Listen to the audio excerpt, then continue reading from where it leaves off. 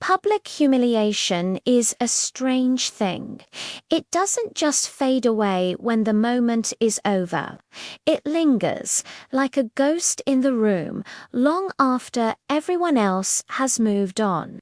For me, that ghost took up residence during a Monday morning team meeting. It was a pretty standard meeting until one of my colleagues, let's call her Sarah, decided to throw me under the bus for a mistake that was entirely her own. She presented the error, then looked at me and laughed. A small, sharp laugh.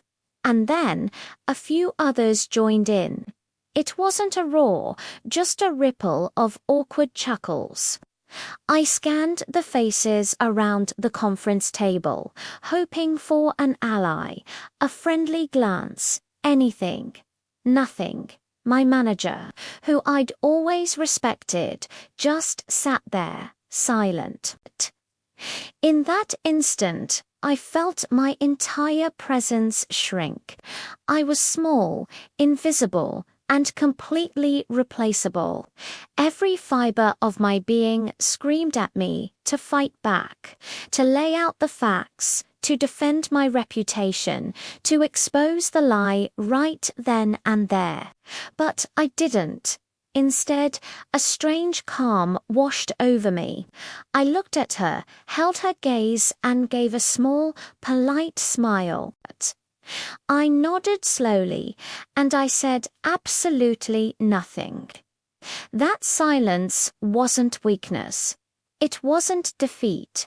It was a choice. It was the beginning of a new strategy.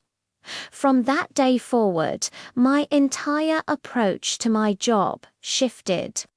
The old me, the helpful team player who always went the extra mile, was gone.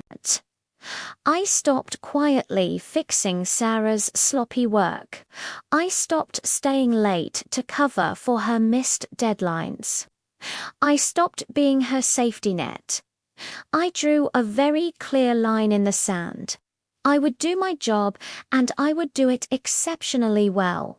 But I would only do my job for the first couple of weeks. It was like nothing had changed. The work continued, the projects moved along. But then, slowly, cracks started to appear in the facade. A report was submitted with glaring errors. A client deadline was missed by 2 days. An important presentation was incomplete. Sarah's excuses started becoming more frequent, more elaborate. Her usual charm was wearing thin. Management started asking questions, not in public meetings, but in quiet one-on-one conversations. They weren't looking to blame. They were looking for clarity. They wanted to understand the process breakdowns.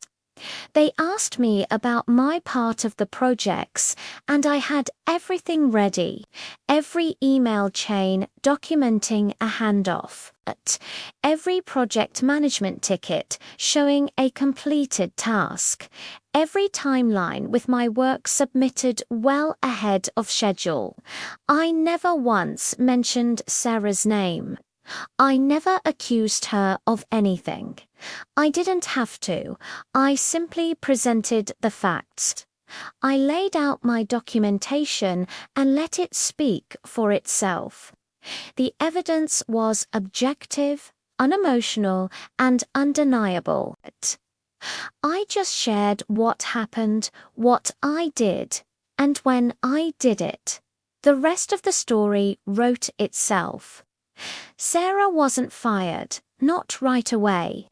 That's not how things usually work in a large company. Instead, she was quietly reassigned to a different department, a role with less responsibility and far less client-facing interaction.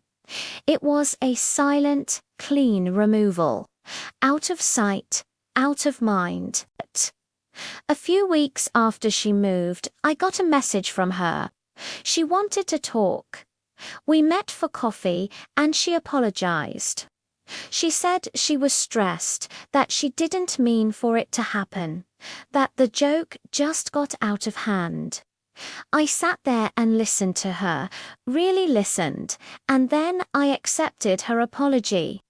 Not because I thought she deserved forgiveness, or because I believed her words were entirely sincere. I accepted it because I didn't need anything from her anymore. Not her approval, not her validation, and certainly not her friendship. Her opinion of me had become completely irrelevant.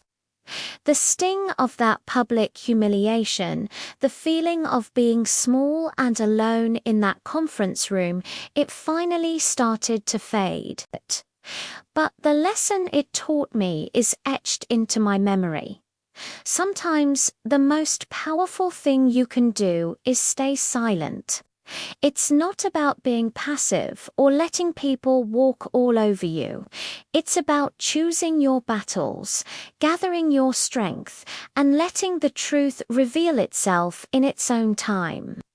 When used with intention and strategy, silence isn't just the absence of noise. It's a statement. And it can speak far louder and more devastatingly than any words you could ever shout. Thanks for watching. If this story resonated with you, let me know in the comments. And don't forget to subscribe for more content like this.